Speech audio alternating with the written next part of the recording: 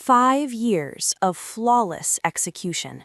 Every performance review outstanding, every client retained, every crisis handled before leadership even knew problems existed. And Keith Donovan handed the senior consultant promotion to his daughter, a 24-year-old who'd been with the firm exactly 92 days. I watched Madison accept congratulations from people who couldn't look me in the eye. Then I walked to my desk, typed a resignation letter, and printed it on company letterhead. Keith was still celebrating when I knocked on his office door. "Nicole, come join us. Madison's moment deserves recognition from the whole team." I smiled warmly, genuinely even. "Absolutely. Congratulations to Madison. She's fortunate to have such supportive leadership." I handed him the envelope. "What's this?" "My formal resignation, effective in 2 weeks. I wanted you to have adequate notice." Keith's expression shifted through confusion, disbelief, then something approaching panic. He tore open the envelope, scanned the letter, read it again. "Is this some kind of joke?" His voice cracked. People in the hallway stopped moving. "Nicole, you can't. Do you have any idea what happens if you leave?" I did. That was precisely why I was leaving. "I'm sure Madison will figure everything out. She seems very capable." Keith's face went white, because Madison couldn't figure it out. Nobody could. And in that moment, Keith Donovan realized he'd just destroyed his own consulting firm to give his daughter a title she couldn't begin to fill. Now, before I reveal exactly what Keith discovered in that letter, and trust me, his reaction gets much worse, let me ask you something real quick. If you've ever watched someone less qualified get handed what you earned, if you've ever smiled through unfairness because you knew your moment was coming, hit subscribe right now. This channel celebrates people who refused to accept disrespect as normal. We're building a community here, people who understand that walking away is sometimes the most powerful move you can make. If you're among the first 1,000 subscribers, you're part of the foundation of something meaningful. Now, let me explain the 5 years that led to Keith Donovan's worst nightmare. My name is Nicole Torres. I'm 34 years old, single, and until recently, I was the backbone of Harrington & Cole Consulting, one of the most respected management consulting firms in the Pacific Northwest. This is the account of how nepotism cost them their most valuable employee and why my departure triggered a collapse nobody saw coming. Let me take you back to where this journey actually started. Fresh out of my MBA program at 30, I joined Harrington & Co. as a junior consultant. The firm had built its reputation on operational excellence consulting, helping mid-sized companies streamline processes, reduce waste, and scale sustainably. The work appealed to everything I valued: precision, problem-solving, measurable impact. My first assignment involved a regional healthcare network struggling with appointment scheduling inefficiencies, $300,000 in consulting fees, 8-week engagement. I delivered results in 4 weeks. Patient wait times dropped 42%. Staff satisfaction improved measurably.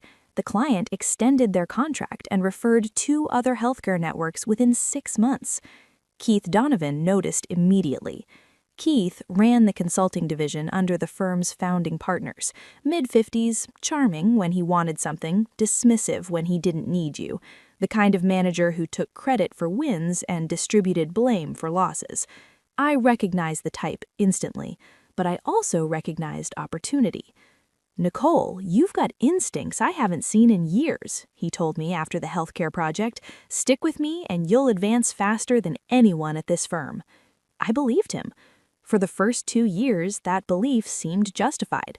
Keith assigned me increasingly complex engagements: manufacturing optimization, supply chain restructuring, technology integration projects that required coordinating across dozens of stakeholders. I handled everything he threw at me. Client satisfaction scores consistently ranked highest in the division. I generated more billable hours than consultants with twice my experience. When critical situations emerged, Keith called me, not the senior partners. By year 3, I'd become indispensable without holding the title that reflected it. That bothered me, but I rationalized the imbalance. The consulting industry rewards patience, I told myself. Promotions follow demonstrated value over time. Keith reinforced this narrative strategically. Nicole, your time is coming. The partners recognize your contributions, but seniority matters here. Give it another year and we'll make everything official. I gave it another year. Then another. 5 years total, waiting for recognition that always seemed 18 months away. Meanwhile, my personal life compressed around work demands. Dating became impossible when client emergencies could appear at any moment. Friendships faded as weekends disappeared into project deliverables. My apartment felt more like a storage unit I visited between engagements. My mother called one Sunday evening while I was reviewing financial models for a retail client. "Nicole, when did you last take a vacation?" I couldn't remember. "When did you last go on a date?" Even longer. "Sweetheart, companies don't love you back. They use you until you're depleted, then find someone cheaper." "Mom, I'm building something here. The promotion is coming." She sighed the way mothers sigh when they see choices they can't change. "I hope you're right." 3 months before everything collapsed, Keith introduced someone during our Monday morning team meeting. "Everyone, please welcome Madison Donovan. She's joining us as a consulting associate and will be shadowing various team members to learn our processes." Madison, Keith's daughter, 24 years old with an undergraduate degree in communications and 0 consulting background. She'd spent 2 years after graduation finding herself, which apparently meant traveling through Europe and posting about it extensively. Now she was joining our team. The favoritism began immediately. Madison received the comfortable assignments, internal research projects, administrative coordination, nothing that required actual client interaction or deliverable responsibility. When she made mistakes, and there were many, Keith framed them as learning opportunities. When she missed deadlines, he quietly reassigned her work to more reliable team members. Specifically, to me. I absorbed Madison's incomplete assignments without complaint, covered for her presentation failures without acknowledgement, essentially did 2 jobs while she collected a salary for showing up. Keith never once thanked me for any of it. But I kept telling myself the promotion was still coming. 5 years of investment couldn't mean nothing. Then Keith scheduled an all-hands meeting for the following Friday. "Big announcement coming," he hinted during our weekly check-in. "Changes that will excite everyone." I allowed myself to hope. The conference room filled with team members that Friday afternoon. Keith stood at the front looking unusually pleased with himself. Madison sat in the front row, smiling at people who congratulated her for something not yet announced. That should have told me everything. "I'm thrilled to share some exciting news," Keith began. "After careful consideration, leadership has decided to create a new senior consulting position to support our growing client base." My heart rate increased. This was it. 5 years of perfect performance finally recognized.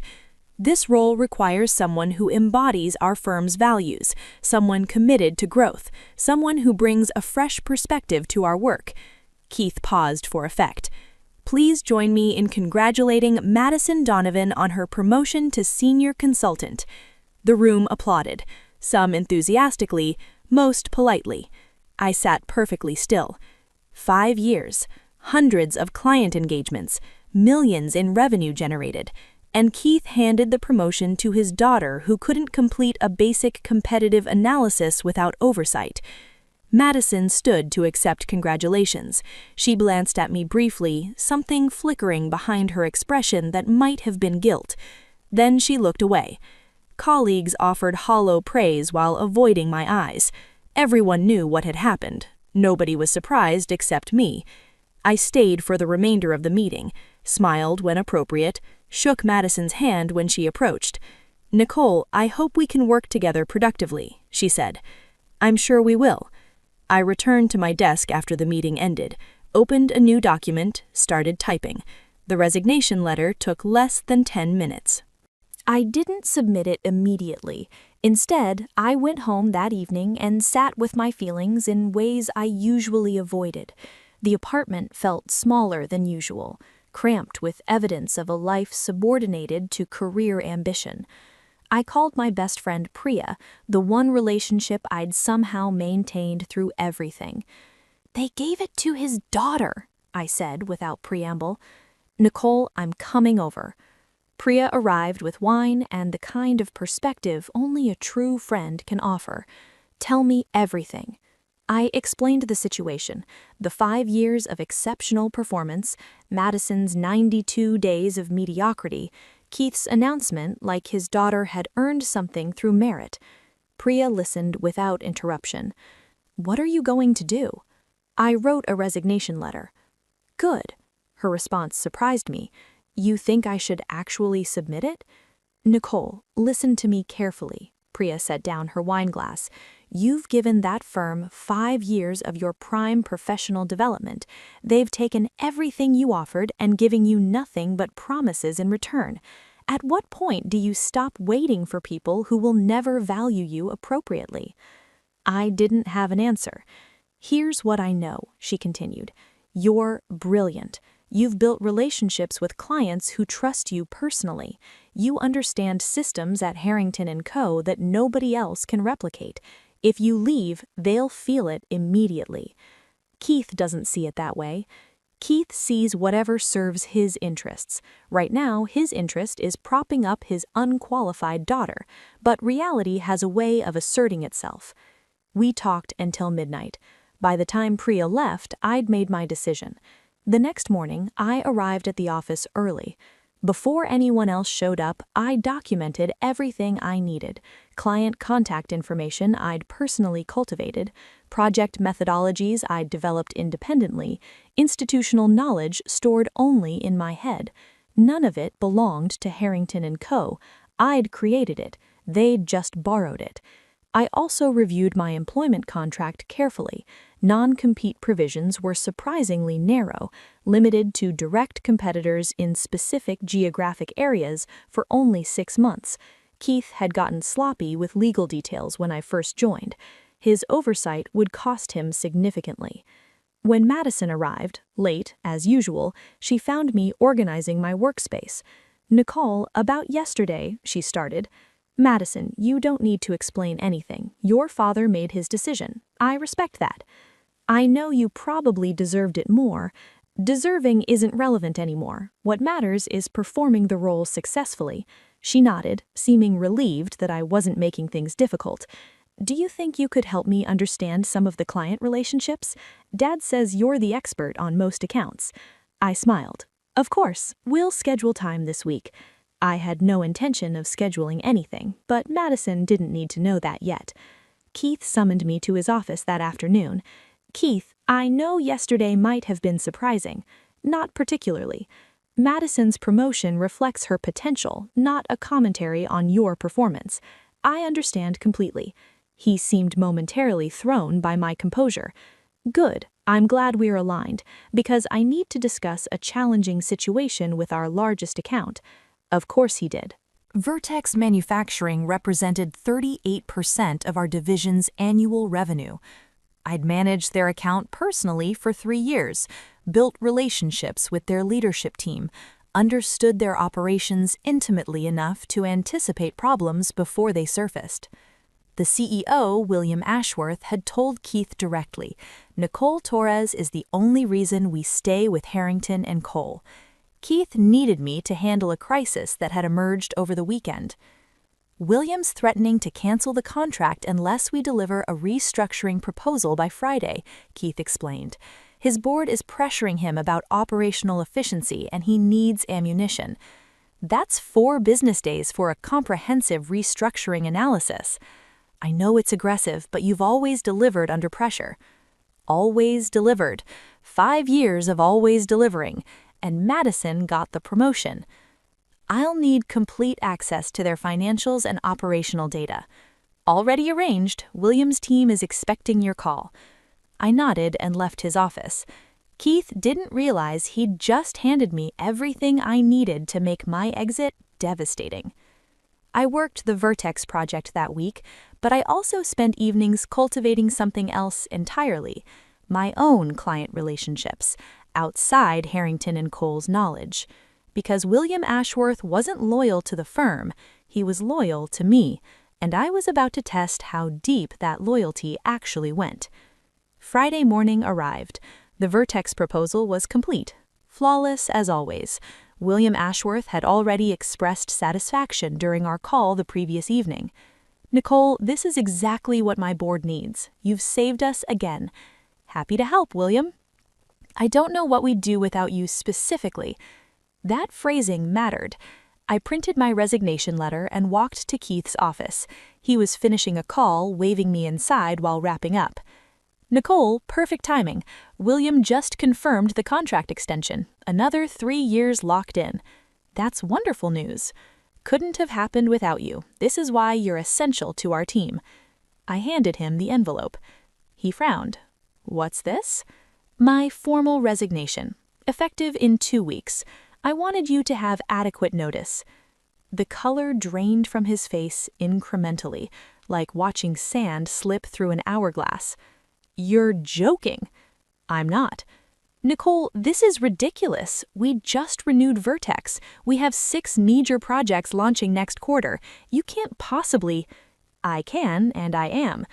He tore open the envelope, read the letter. His hands actually trembled. "Is this some kind of joke?" His voice rose sharply enough that people outside stopped moving.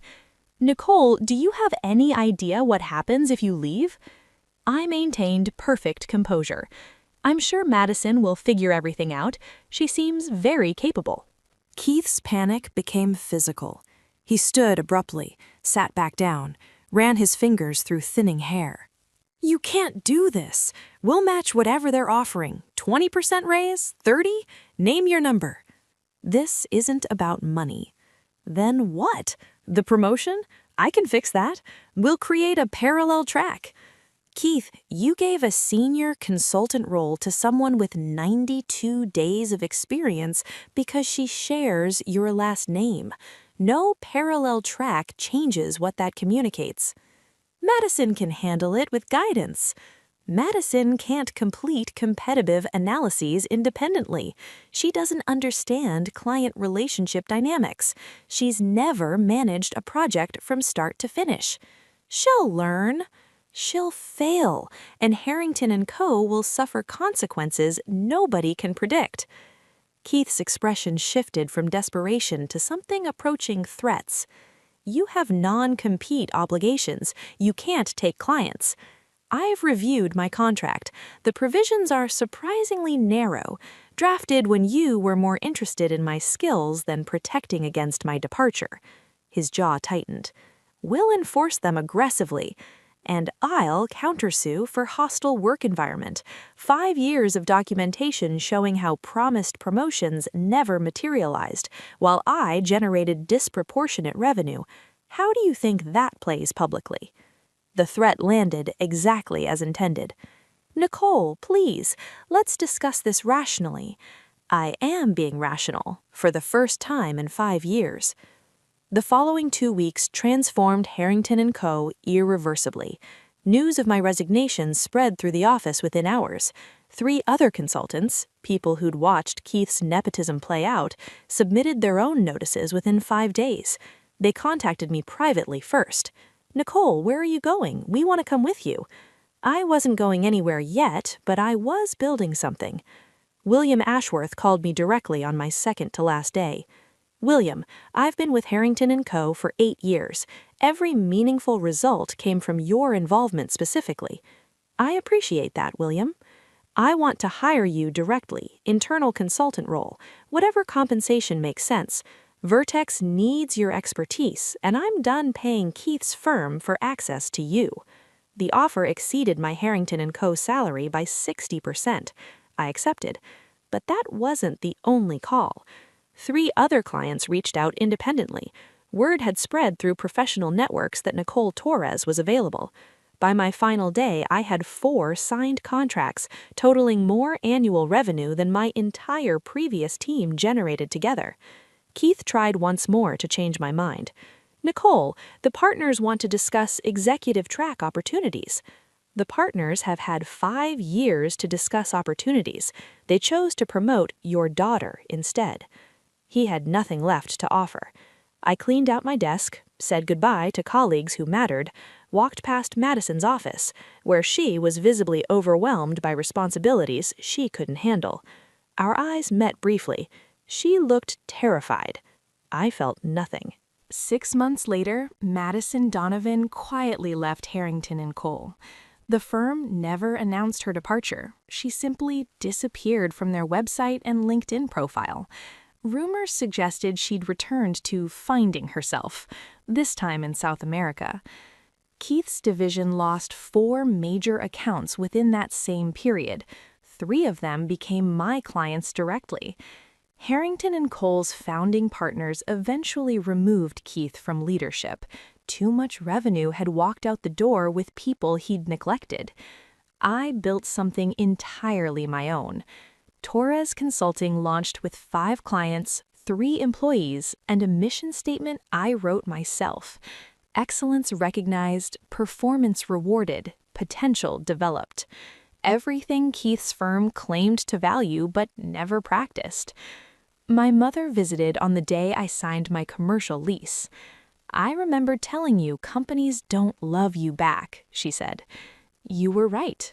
I'm glad you finally listened." She hugged me tighter than she had in years.